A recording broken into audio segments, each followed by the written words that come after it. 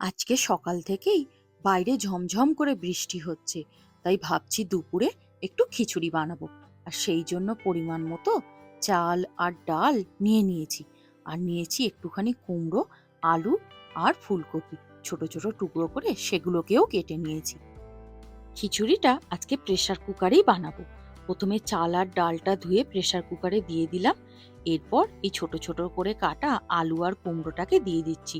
ফুলকপিটাকে আলাদাভাবে সেদ্ধ করে নেব, তাই আর এতে দিলাম না। আর কিছু সোয়াবিনও আলাদা সেদ্ধ করতে দিয়ে দিয়েছি।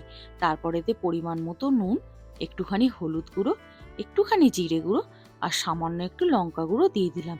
আর হ্যাঁ, 1 চামচ চিনিও দিয়ে দিলাম। এরপর এতে 2 বাটি মতো গরম জল দিয়ে দিলাম। জলটা খুব বেশি দেব না, তাহলে চালটা বেশি সেদ্ধ হয়ে যাবে। ওই 2 বাটির মতো দিলাম, তাতেই হবে।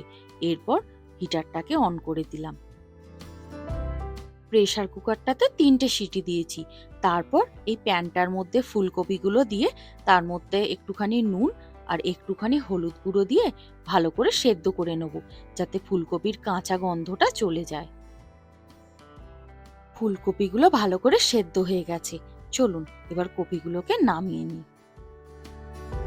এরপর কড়াতে সামান্য তেল দিয়ে তেলটা যখন গরম হয়ে যাবে, ফুলকপিগুলোকে ভালো করে ভেজে তুলে নেব। তবে এখন আর নুন হলুদটা দেব না, কারণ নুন হলুদ দিয়ে আগেই সেদ্ধ করে নিয়েছি।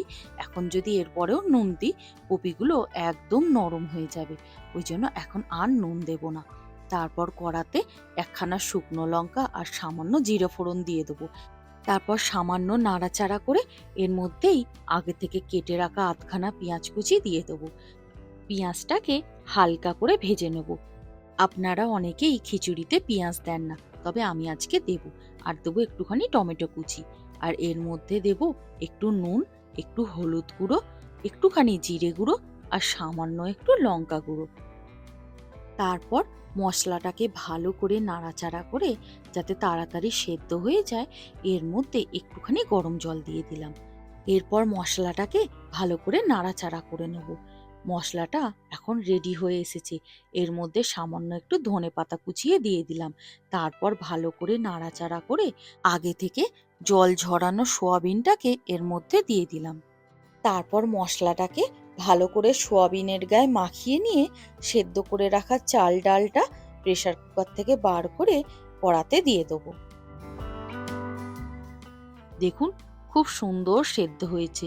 চালগুলো বেশি নরমও হয়ে যায়নি, আর কুমড়োগুলোও একেবারে গলে যায়নি। এইবার এর মধ্যে পরিমাণ মতো একটু গরম জল দিয়ে দেবো। আপনারা ঠান্ডা জলও দিতে পারেন, তাতে টেস্টটা একটু কম হবে। গরম জল দিলে টেস্টটা ভালো হবে। তারপরে ভালো করে ফুটিয়ে নিয়ে খিচুড়িটাকে নামিয়ে নেব। খিচুড়িটা একদম রেডি হয়ে গেছে।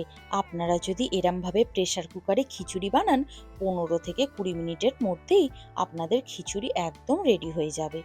চলুন ভিডিওটাও তাহলে এখানেই শেষ করি।